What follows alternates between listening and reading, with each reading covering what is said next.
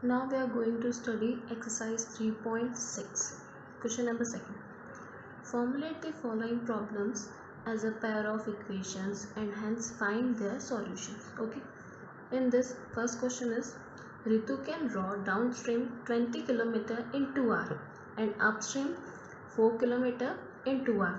Find the speed of rowing in still water and the speed of the current. Okay.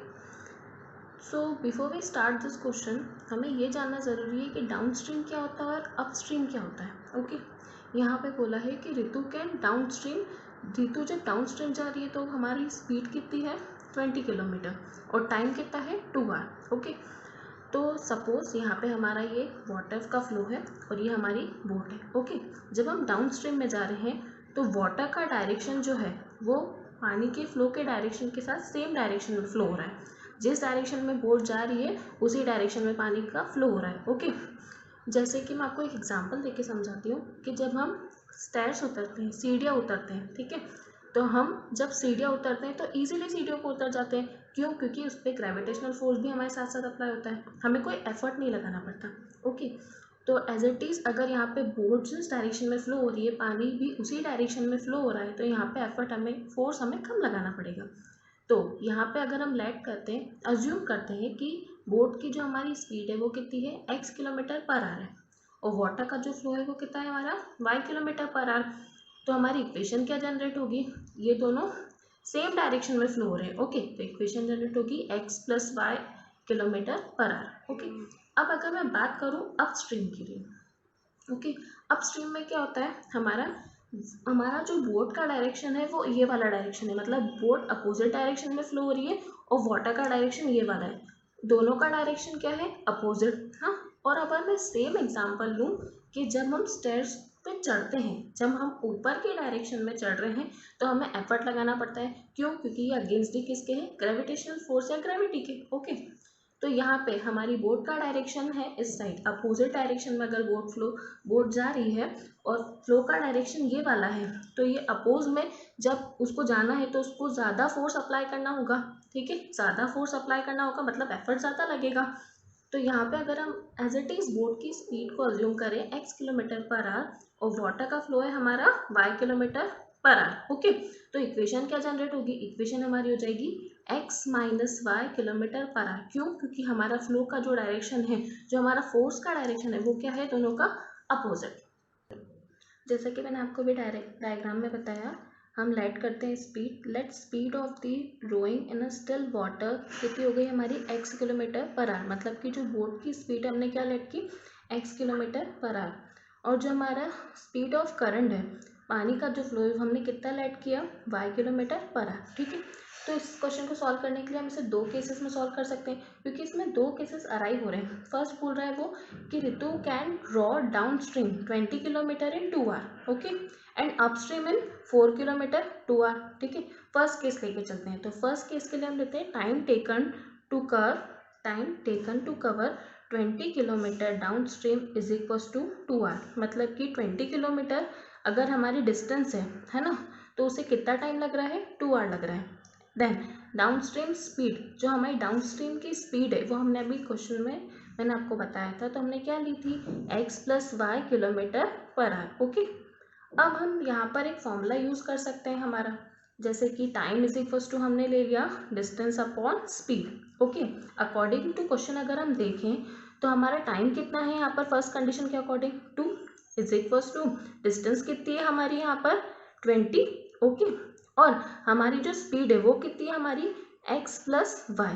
Okay अब अगर हम क्या करें, ये x प्लस वाई को उधर लेकर जाएं, अगर कोई टर्म हमारे डिवाइड में है तो हम उसको मल्टीप्लिकेशन में लेके जा सकते हैं। तो ये हो जाएगा 2x plus y is equal to 20। अब मैं इस 2 को इसके अपॉन में लेके आ सकती हूँ। अब ये यहाँ पे मल्टीप्लाई में था तो ये 20 के डिवाइड में आ गया, तो ये बन गया हमारा x plus y is equal to 20 upon 2, cancel हो जाएगा, 2 1 ज़ा 2 एंड 2 10 ज़ा 20। ओके तो हमारी इक्वेशन क्या जनरेट हो गई, x plus y is equal to 10। Okay इसको हम दे देंगे इक्वेशन नंबर फर्स्ट। अब हम सेकंड केस की बात करते हैं।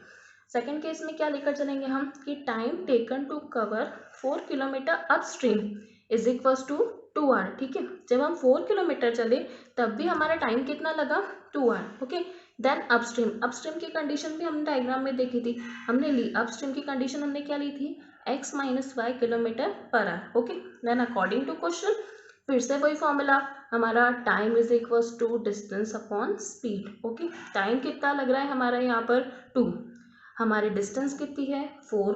ओके, और स्पीड हमने क्या ली यहाँ पर x माइनस वाई किलोमीटर।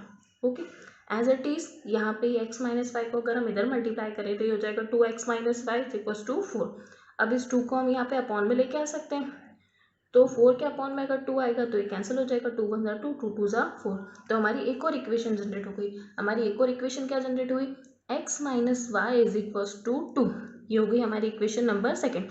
अब हमें क्या मिल गई, हमारी दोनों इक्वेशन मिल गई, तो हम इनको क्या कर देंगे, ऐड कर देंगे।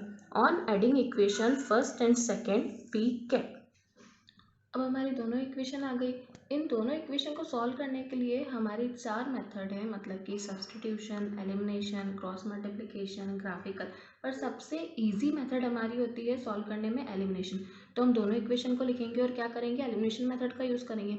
हमारी फर्स्ट इक्वेशन क्या जनरेट हुई थी, x plus y is equals to 10, और सेकेंड इक्वेशन क्या थी, x minus y is equals to 2। As it is यहाँ पे हमें कोई साइन भी चेंज नहीं करना है, क्योंकि ऑलरेडी y क्या है हमारा पॉजिटिव और यहाँ पे y क्या है नेगेटिव, तो ये दोनों टर्म क्या हो गई, कैंसिल। x और x कितने बन गए हमारे 2x, और 10 और 2 प्लस प्लस प्लस, तो ये कितना हो गया 12। अब हम 2 को अपॉन में लेके आ सकते हैं 12 के, तो x is equal to 12 upon 2, ये कैंसिल हो जाएगा, 2 वन ज़ा 2 और 2 6 ज़ा 12। ठीक है, तो x इज इक्वल टू कितना आ गया हमारा 6 किलोमीटर पर आवर। अगर हमारी x की वैल्यू आ गई तो हम इस इक्वेशन फर्स्ट में या इक्वेशन सेकंड दोनों में से किसी में भी पुट करके y की वैल्यू फाइंड कर सकते हैं। तो हम इसको पुट करते हैं इक्वेशन फर्स्ट में, putting x is equal to 6 in equation first we get. Okay, equation first क्या थी हमारी, x plus y is equal to 10, तो यहाँ पे x की प्लेस पे कितना रख देंगे हम 6, तो 6 plus y is equal to कितना हो गया 10। 6 को हम इधर लेके आएंगे तो हो जाएगा RHS में आने पे negative, y is equal to हो गया हमारा 10 minus 6, 10 minus 6 that means 4, y is equal to 4 kilometre per hour. Okay, जब भी हम इस टाइप के क्वेश्चन करें तो एंड में आंसर को पूरी तरह ज़रूर लिखना चाहिए, वरना हमारा हाफ मार्क्स कट हो जाता है। तो hence speed of the rowing in still water is 6 kilometer and speed of the current is 4 kilometer. Okay.